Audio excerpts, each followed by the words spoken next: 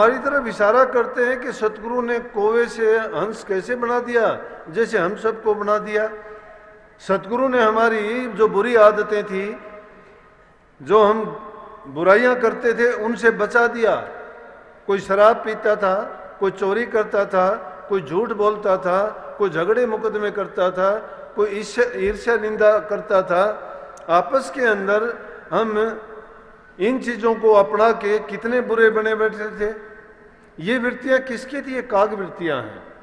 तो सतगुरु ने क्या किया कि उन काग वृत्तियों को छुटा के, ये गुण किसमें है? सतगुरु में है। और कोई ये काम नहीं कर सकता। सतगुरु ये काम कर सकता है कि वो गुरु दया करते हैं तो काग से हंस बना देते हैं, लेकिन बनने वाला भी चाहिए। जो आदमी खुद इस चीज के लिए प्रयास नहीं करता है, उसको दूसरा कौन बना देगा? अब कितने ही लोग आके मेरे पास कहते हैं, ये बहन आती हैं, उनके घर वाले कोई शराब पीता है, शराब पी के झगड़े मुकदमे होते हैं। एक बुरी चीज को अपना जाने से तो बुरे काम होंगे। आदमी को भी ले आते हैं, वो कहता है ये शराब पीता है। मैं कहता हूं भाई छोड़ तू। बोला जी छूटती नहीं है, अपनाई तूने है। जिसने खुद ने अपनाई है, खुद ने पकड़ी है, उसको छोड़ भी खुद सकता है। दूसरे की ताकत नहीं है कि उसको छुटवा दे। इसलिए जो इंसान खुद तैयार नहीं होता, दूसरा उसकी क्या मदद कर सकता है? तो सतगुरु उन्हीं की मदद करता है जो उस चीज को अपनाना चाहते हैं और मानना चाहते हैं। हम मानना नहीं चाहते तो सतगुरु क्या करेगा? सतगुरु काग से हंस बना देगा, कागों से कुर्डी छुटवा देगा। कुर्डी में तो गंध आती है, गंदी बदबू आती है, गंध डालते हैं वहां तो लोग। अगर हम भी बुरी आदतें अगर हैं हमारी, तो हम कुर्डी जैसे ही हैं। लेकिन कुर्डी छुटवा के कागों से उनको हंस बना के और उनके घर, जो आदि घर है, उसमें भेजने का प्रबंध करते हैं। और जब सतगुरु की कृपा हो जाती है तो 1 मिनट में ही काया पलट हो जाती है। सतगुरु की दृष्टि पड़ने मात्र से ही हमारे अंदर के विचार बदलने शुरू हो जाते हैं। इसीलिए कही है कि संतों के दर्शन दिन में कई बार करो जाके। महापुरुषों के दर्शन से, उनके मिलाप से, उनके वचन के सुनने से, उनका सानिध्य करने से इंसान का जीवन बदल जाता है। इसीलिए सत्संग इस जीव के कल्याण का काम करता है। जो जीव सत्संग को अपना लेते हैं तो बुराइयां धीरे धीरे करके छूटती चली जाती हैं, अच्छाइयाँ उसके जीवन में अपने आप आती चली जाती हैं। लेकिन प्रयास तो हमारी तरफ से ही होगा कि जब हम ये करना चाहेंगे तो सतगुरु, क्योंकि वो त्रिकालदर्शी हैं, अगम के भेदी हैं, संत, वो सत्य पुरुष का संदेश लेके आए हैं, तो उनका तो काम यही है कि उस जीवों को इस सच्चाई के बारे में बताएं। जीव तो अज्ञान में बहा जा रहा है, इसको नहीं पता कि हम कौन थे, क्यों थे, कितने जन्म लिए, आगे क्या होगा, कुछ नहीं होगा। हम तो सिर्फ इसी जीवन को सब कुछ मान लेते हैं। हम सोचते हैं कि अभी खाओ पियो ऐश करो, हमारा भाग्य है, हमारा कर्म है, हमारे नसीब के कारण ऐसा हो रहा है। लेकिन आज जो करता है उसका परिणाम कब मिलेगा? प्रारब्ध कर्म इंसान का होता है। प्रारब्ध का मतलब पूर्व जन्म में जो करके आया है, जो पहले कर्म किए उसके परिणाम से तो आज जो कुछ हो आप। लेकिन आज अगर कोई पुरुषार्थ नहीं करोगे, नेक काम नहीं करोगे, भलाई नहीं करोगे, या भक्ति के रास्ते पर चल के अपने जीवन को नहीं सुधारोगे, तो आगे के लिए क्या बनेगा? आगे आप कुछ भी प्राप्त नहीं कर सकते, क्योंकि कर्म फल इंसान को मिलता है। आज अगर अच्छा करोगे तो कल को अच्छा मिलेगा, आज बुरा करते हो तो कल को बुरा ही बुरा मिलेगा। ये ठीक है कि थोड़े समय के लिए आपको थोड़ा सा, क्योंकि आपने वो काम किया है, बुराई का किया है, कैसे भी हेरा फेरी का किया है, चोरी छिपके किया है, उसका थोड़ा सुख मिलेगा। लेकिन वो कितने समय के लिए मिलेगा? थोड़े समय के लिए मिलेगा। नहीं तो उन लोगों के घर देखो, उनके जीवन देखो, जिन्होंने इस प्रकार से हेरा फेरी से, छीना झपटी से, चोरी से, कपट से, बिना मेहनत के जो कुछ किया है, तो उनको अपना भोग भोगना पड़ता है। थोड़े ही दिन में उनको वो बुराई प्रकट हो जाती है। इसलिए प्रेमियों, ये सत्संग हमारे जो अंतर में पर्दा पड़ा हुआ है ज्ञान पर, उसको उठा देता है और जब ज्ञान प्रकट हो जाता है तो इंसान को ये साफ दिखाई देता है कि मेरा कर्म तो मुझे ही भोगना है। ये संबंध, ये रिश्ते, ये जितना भी दुनिया में फैलाव प्रसार हमने कर रखा है, जो ये मकड़ी का जाड़ा हमने बुना है कि ये मेरा ये रिश्तेदार है, मेरा वो रिश्तेदार है, अगर ये हमारे हैं तो अंत टाइम में रोग के बीमारी की में तकलीफ में क्या कोई हमारा रोग बटा लेता है? क्या हमारा दुख कोई ले लेता है? नहीं ले सकता। जब दूसरा हमारा रोग ले नहीं सकता, दुख नहीं बटा सकता, हमारी जगह वो और काम नहीं कर सकता, तो फिर हम किसके लिए ऐसा करते हैं? इसलिए सबको अपना अपना कर्म जब भोगना होता है तो हम अपने कर्म को दूसरे के लिए क्यों बिगाड़ते हैं? तो नानक साहब ने इसीलिए कहा कि दुनिया में आए हो तो सच्चा सौदा करो। सच्चा सौदा कौन सा था? उनके पिताजी ने उनको लाख कोशिश करी समझाने की कि तुम दुनिया में दुनियादारी के काम कर। उनको खेती का काम सिखाया, नहीं किया। दुकानदारी करवाई, नहीं किया। क्यों? कि वो तो धुर से ही ये संदेश लेके आए थे सत्पुरुष का कि दुनिया के जीवों को जगाना था। उनको कुछ पैसे देके व्यापार करने के लिए कहा कि सच्चा सौदा करके आओ। सच्चा सौदा का मतलब जो तुम्हें पूंजी दी है इससे कुछ कमा के और तुम इसका दुगना तिगना करके ले आओ, हम व्यापारी आदमी हैं। लेकिन नानक साहब जाते हैं, पैसे उनके पास हैं, जाके देखते हैं कि साधुओं को देखते हैं, उनको भोजन खिला के और भंडारा दे के वापिस आ जाते हैं। उनके पिताजी पूछते हैं कि क्या काम किया, क्या कमा के लेके आए, तुम्हें इतने पैसे दिए थे? कहने लगे आपने सच्चा सौदा करने के लिए कहा था, मैं सच्चा सौदा करके आया हूं। कहने लगे क्या सच्चा सौदा किया? कि जो पैसे थे मैंने उस साधुओं के भंडारे में लगा दिए। बोले अरे नालायक, तूने तो जो पूंजी थी उसको भी बर्बाद कर दिया। बोला नहीं पिताजी, मैंने पूंजी को बर्बाद नहीं किया। जो अब सत्य कर्म में लगाया है वही तो हमें मिलता है। बुरे कर्म में लगाया हुआ तो हम पाप के भागीदार बनेंगे, वही तो कर्म हमें परेशान और तंग करेगा। एक तरफ तो उसके पिताजी उसकी बुद्धि की तरफ देखते हैं, दूसरी तरफ देखते हैं कि किस काम में लगाना चाहता हूं और ये किस तरह की बात करता है। स्कूल में भेजते हैं, अध्यापक से नहीं पढ़ता। अध्यापक लिखने के लिए पट्टी देता है, कहता है कि ये तुम अक्षर याद करो। सब बच्चे याद करके लेके जाते हैं। नानक साहब कहते हैं मुझे याद नहीं हुआ। बोला क्यों याद नहीं हुआ? ने बोला क्या लिखूं? बोला कि तुम्हें जो शब्द दिए गए हैं, जो ये अक्षर बताए गए, ये लिखो। कहने लगे मास्टर जी मुझे वो अक्षर बताओ जो ना लिखने पढ़ने में नहीं आता। वो कहते हैं नानक साहब कालूराम से जाके कि तेरा लड़का बेवकूफ़ है, इसको पढ़ाई वढ़ाई कुछ नहीं आनी, लेकिन वो जो बोलते हैं वो दुनियादारों की समझ में नहीं आता।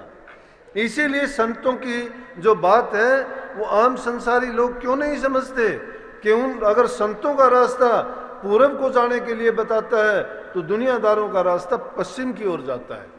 इनको जब अच्छी और सच्ची बात बताई जाती है इनको यकीन नहीं आता।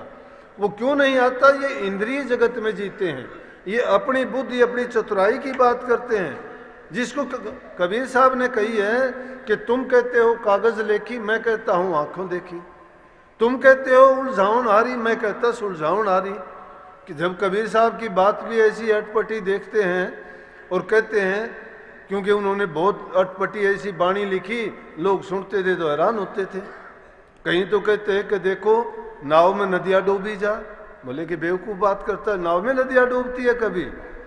लेकिन समझ में दुनियादारों के नहीं। बोले कि मैं तो सुलझाने वाली बात कहता हूँ, तुम उलझाने वाली कहते हो।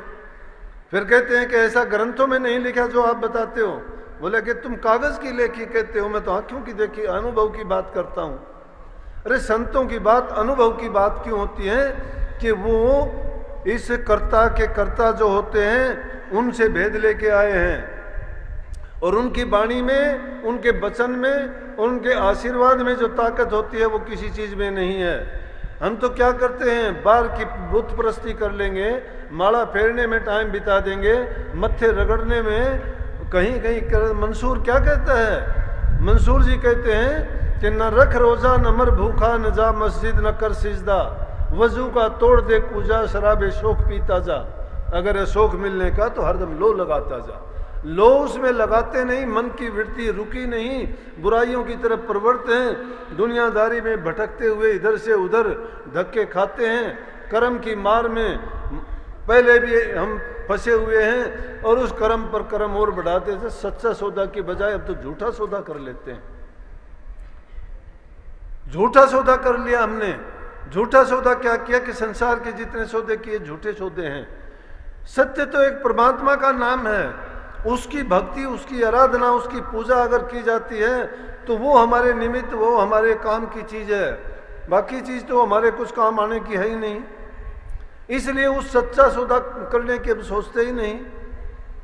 और संत उस सच्चे सौदे के सौदागर बन के आए हैं। लेकिन इस संसार रूपी गाड़ी में बोधे बैल जोड़ के और कमजोर सी गाड़ी में भारी सामान जो कर्म का लाद लेते हो, क्या ये गाड़ी मंजिल पर पहुंच जाएगी? नहीं पहुंचेगी।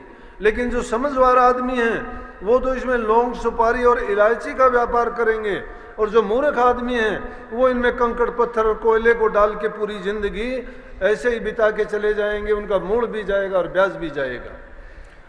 कर्म को उतारना तो दूर की बात, वो और कर्म की मार अपने सिर पर और कर्म की ज्यादा वजन लेके जाएंगे इस दुनिया से, और फिर चक्कर काटते रहेंगे। 84 का नहीं पीछा छूटता। संतों की शरण में आके भी ये जीव भटका हुआ रहता है, फिर भी इसकी समझ नहीं आता।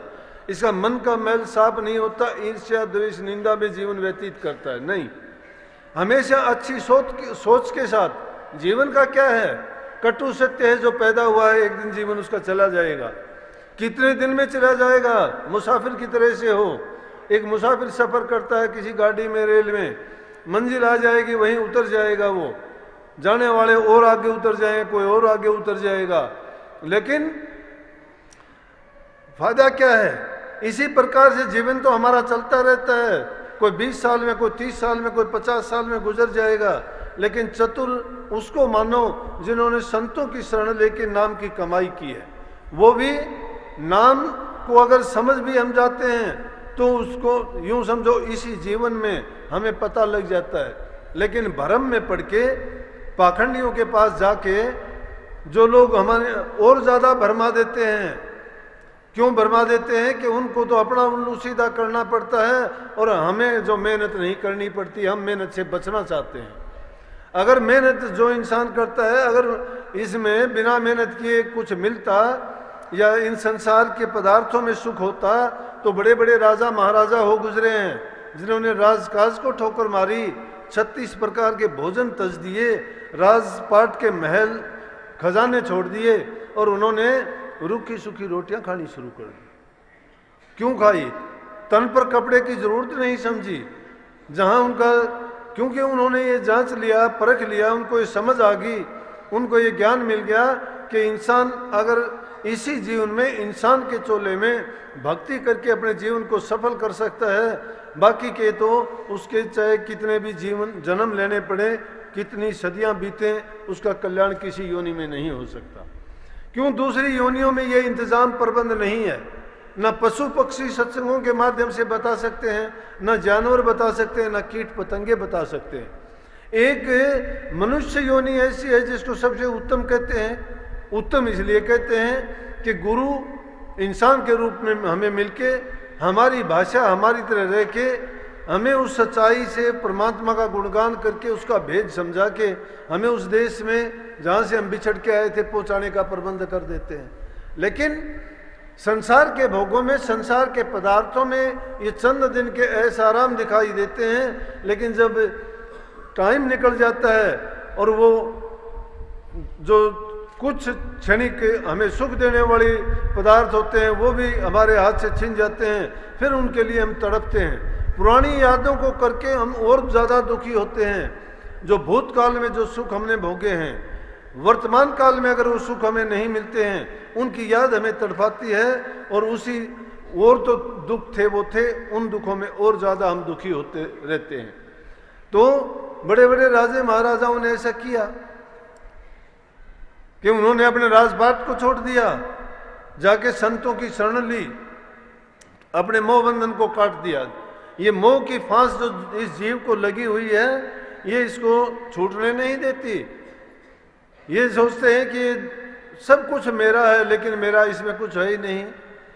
कबीर साहब ने एक वाणी में कहा कि मन रहना होशियार, एक दिन चोर सिपाही आएगा, तीर तबर तलवार में बर्छी नहीं बंदूक चलावेगा, आवत जात लख नहीं, कोई घर में धुंध मचावेगा। वो चोर सिपाही है, चोर की तरह से आएगा, पता नहीं चलेगा तुम्हें। सिपाही की तरह से कानून उसके हाथ में पकड़ के ले जाएगा तुम्हें। ना उसके हाथ में तीर है, ना तलवार है, ना कोई ताकत है, ना कोई दूसरी ऐसी चीज है, लेकिन तुझे पकड़ के ले जाएगा। इस घर मकान इस शरीर से उसको कोई काम नहीं है। ये तो यहीं मिला है, यहीं बिछड़ जाएगा, 5 तत्व का है। लेकिन और उसमें हालत क्या होगी कि लोग कुटुंब परिवार घनेरा, कोई काम नहीं आएगा। धन संपत्ति माल खजाना छोड़ यहीं तू जाएगा, जहां यहां सब कुछ छोड़ के चला जाएगा। लेकिन कौन होगा? है कोई ऐसा शब्द विवेकी गुरु ज्ञान आन सुनाएगा। जो शब्द विवेकी है, जिसने शब्द को जाना है, वो उसका ज्ञान दे के अगर हमें सुना देगा तो उसका जीवन सफल हो जाएगा। अपने जीवन को अगर सफल करना चाहते हो तो गुरु से शब्द मिला है, हमें भी मिला है। लेकिन हम क्या करते हैं? हम कभी तो बहाने लगाते रहते हैं, कभी बीमारी का, कभी कहते हैं आज समय नहीं, फुर्सत नहीं है, कभी कहते हो कुछ। ये आजकल करते करते काल आ जाता है, लेकिन हम नहीं बदलते। वो हमें समय नहीं मिल पाता है उस काम का करने का। और वो भूल भुलैया कौन डालता है? काल डालता है। ये माया का फंदा है। माया ने फंदे रचे हैं जीव के लिए। ये एक कदम चलता नहीं, इसको फंदा आगे से आगे तैयार मिल जाता है, भरमाता है। कहीं कुटुंब है, कहीं धन है, कहीं संपत्ति है, कहीं परिवार है, कहीं ऊंचा पद है, कहीं मान बढ़ाई प्रतिष्ठा है। इन चीजों में थोड़ी सा बढ़ाई मिली और बस हम भटक जाते हैं। लेकिन मूल क्या है इस चीज का? दया। धर्म का मूल दया है। जिस इंसान के दिल में दया नहीं है वो धर्म के रास्ते पर चलने के काबिल नहीं है। और जिसके दिल में दया है उसके सारी चीज भक्ति उसके पीछे पीछे लगी अपने आप आ जाती है। जिसके दिल में दया है, दया है, उसके दिल में प्रेम होगा। प्रेम है वहां श्रद्धा होगी। श्रद्धा जब होगी, प्रेम जब होगा, तो उसके दिल के अंदर जो दूसरी बुराइयां हैं वो अपने आप निकलती चली जाएंगी। उनको वहां क्या करना, क्योंकि वो एक दूसरे के विरोधी हैं। जब ये चीज आती है तो वो निकल जाती हैं। और दया धर्म का मूल कैसे है? जिस प्रकार से एक समय की बात है, एक कोई ब्राह्मण था, वक्त खराब आया, उसके पास कुछ खाने पीने के लिए, परिवार का भरण पोषण करने के लिए कुछ नहीं रहा। जब कुछ भी नहीं रहा तो उसकी पत्नी समझदार थी, विवेकशील थी। उसने कहा कि आप ऐसा करो कि आपने यज्ञ किए हुए हैं, आप किसी धनवान आदमी के पास जाओ, किसी राजा के पास जाओ, किसी जोरी के पास जाओ, वो आपसे खरीद लेंगे। आप अपना यज्ञ दे आओ, 1, 2, 4 जितने भी, और अपना पेट भरने के लिए कुछ ना कुछ ले आओ। पैदल चलने के रास्ते थे। उसकी पत्नी ने उसके कुछ रोटियां बना के उनके साथ उनको दे दी। उसने सोच ली कि मैं और कौन कुछ दे सकता है, राजा के पास ही जाऊंगा। वो दूर पड़ता था, रोटियां उसके साथ बंधी हुई थी, साथ में लेके सोचता सोचता जा रहा था। काफी चलते चलते जब थक गया, विश्राम किया, भूख लगी थी, पानी को एक कुआं था पास, देख के सोचने लगा कि चलो मैं खाना खा लेता हूँ, यहाँ पानी भी है। लेकिन जब उसने खाना खाने के लिए एक पेड़ के नीचे बैठ के देखता है तो उस पेड़ में एक खोडर था, और खोडर में एक कुतिया ने बच्चे दे रखे, और उसके 8 बच्चे थे, और वो बच्चे उसका दूध पी रहे थे, और वो बेहोश पड़ी थी, क्योंकि उस जंगल में उसके पास खाने के लिए कुछ भी नहीं था। और उसकी ये हालत थी कि वो तो मरती, लेकिन उसके साथ बच्चे भी मर जाते।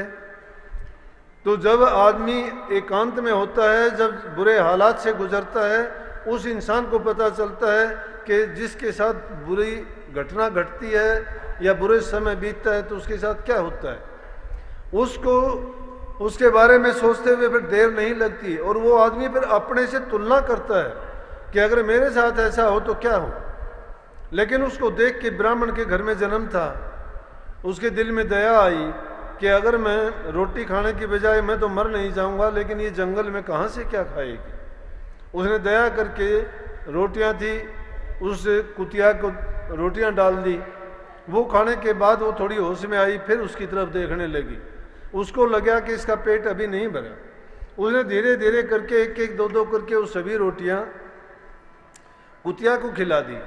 लेकिन क्या देखता है कि उसकी एक नेक काम करने के कारण उसकी सुधा अपने आप चली गई। क्योंकि जो इंसान किसी दूसरे के लिए अच्छा करता है, मालिक देखता है उसको संभालता है, अपने आप संभालता है।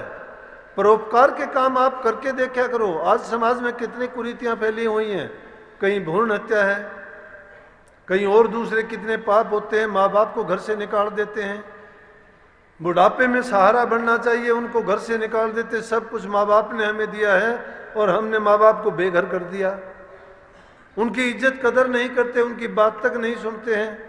अगर अच्छी भी सलाह देते हैं तो उनको हम थोड़े कटु शब्द बोल के कह देते हैं कि जाने दो, हमें पता है। उनकी किसी भी बात में हम दखल स्वीकार नहीं करते हैं। हम एक दूसरे भाई भाई का गला काटता है, दो पे थोड़े से लालच के लिए हम क्या क्या बुरा नहीं कर जाते हैं। अरे कितने दिन के लिए करते हैं। जो संसार के पदार्थ हैं, आज किसी के पास है, कल को और किसी के पास होंगे। लेकिन जीवन जो मिला है इसमें अच्छे काम क्यों ना करें। अच्छाई करके जाओगे, सदियों तक लोग तुम्हें याद रखेंगे, अमर हो जाओगे। ये तो इन परोपकार के काम करने से ही है। परमार्थ और परोपकार अगर करोगे तो भी तुम्हें और नहीं तो संसार में नामवरी मिलती है। लेकिन अगर बुरे काम करते हो, पाप का वजन सिर पे लेके जाओगे, दुनिया में बुराई होगी। जब भी कभी याद करे जाओगे तो भी नफरत की जाएगी। जैसे रावण जैसों की, हिरणाकुश जैसों की, आज तक कैकेयी जैसी माता की, चाहे वो कितने भी उन्होंने अच्छे या जैसे थे, लेकिन जब भी उनका नाम लिया जाता है तो उनकी बुराइयां याद आती हैं, क्योंकि उन्होंने बुराइयां की थी। तो हमें उन बुराइयों को छोड़ना चाहिए। जब उसने कुतिया को वो खिलाने के बाद में वो संतुष्ट होता, उसको इतनी आत्मिक शांति मिलती है। वो तो कहता है कि चाहे मैं भी गुजर जाऊं, चाहे पीछे से मेरा परिवार भी क्यों ना भूख से मर जाए, लेकिन आज मैंने नेक काम किया है। और उस नेकी का बदला क्या है कि वो फिर ऐसे ही चला गया, भूखा ही राजा के दरबार में पहुंचता है। राजा ने बुलाया और पूछा क्या बात है, कैसे आए ब्राह्मण देवता। कहने लगे जी मेरे पास कुछ यज्ञ हैं किए हुए और मैं चाहता हूं कुछ यज्ञ बेच दूं आपको, क्योंकि मुझे जरूरत है पैसे की, हालात मेरे अच्छे नहीं हैं। राजा ने ज्योतिषियों को बुलाया, सलाहकार थे, समझदार आदमियों को बुला के, पंडितों को बुला के कहने लगे कि देखो इस पंडित के कौन से यज्ञ अच्छे हैं, कौन सा यज्ञ लिया जाए। जब उन्होंने देखा और देखने के बाद कहने लगे जी इसका सबसे अच्छा यज्ञ कल वाला है, जो कुत्तिया को रोटियां खिलाई हैं, वो यज्ञ आप ले लो। राजा कहने लगा कि तेरा कल वाला यज्ञ दे दे। बोला कल तो मैंने यज्ञ कोई किया ही नहीं। ज्योतिषी कहने लगे जी तूने जो कुतिया को रोटी खिलाई थी, तूने जितने भी यज्ञ किए हैं उनमें तेरा सबसे उत्तम वही है। बोला सबसे उत्तम मेरा वही है, तो मैं तो वो बेचना भी नहीं चाहता, राजा मुझे कुछ भी ना। इस बात से राजा बड़ा प्रसन्न हुआ और राजा ने उसको कुछ वहां से दौलत दे के विदा भी किया और उसको यज्ञ भी नहीं देने पड़े। नेक काम ऐसा है कि आदमी अगर दूसरे पर दया करता है, दुखी जीव की मदद करता है, सहायता करता है, तो वो सब यज्ञों से बड़ा यज्ञ है। लेकिन आज जब हम कन्या भ्रूण हत्या जैसा पाप करते हैं, जुल्म करते हैं, कितनी बुराई है। इससे बढ़ के तो कोई पाप और जुल्म हो ही नहीं सकता। आगे के लिए अगर देखते हो तो समाज में और कितनी बुराइयां पनप रही हैं। सत्संग के माध्यम से, धर्म के नाम से जुड़ते हो, गुरु के अब शिष्य हो तो सच्चाई के रास्ते पर चलते हो, तो सबसे पहले अपनी बुराइयों को त्यागो। अगर हम में वो बुराइयां हैं तो हम नाम लेने के काबिल नहीं हैं, भक्ति करने के काबिल नहीं है, ना ही हमें भक्ति का कोई लाभ होगा। ऐसे महापुरुषों के जो जन्मदिन होते हैं ये हमें याद दिलाते हैं कि हमें वो नेक काम उस दिन से संकल्प लेके, अगर हम में बुराई है तो बुराइयों को छोड़ के नेक काम करने चाहिए। अब रही भक्ति की बात कि नाम के से बढ़ के कोई दौलत नहीं है। नाम इंसान के सभी दुखों से छुटकारा दिलाता है, तीनों प्रकार के रोग काटता है, शरीर के, मन के और आत्मा के। आदमी को जन्म मरण की बीमारी से मुक्त कराता है नाम। नाम इंसान को संतुष्टि देता है। पिछले जन्मों में चाहे लाखों कर्म करके आया हो बुरे से बुरा, लेकिन अगर सही मायने में सतगुरु की शरण में सच्चा होके आ गया तो एक पल नहीं लगती, उसके सारे कर्म कट जाते हैं, धुल जाते हैं उसके पाप।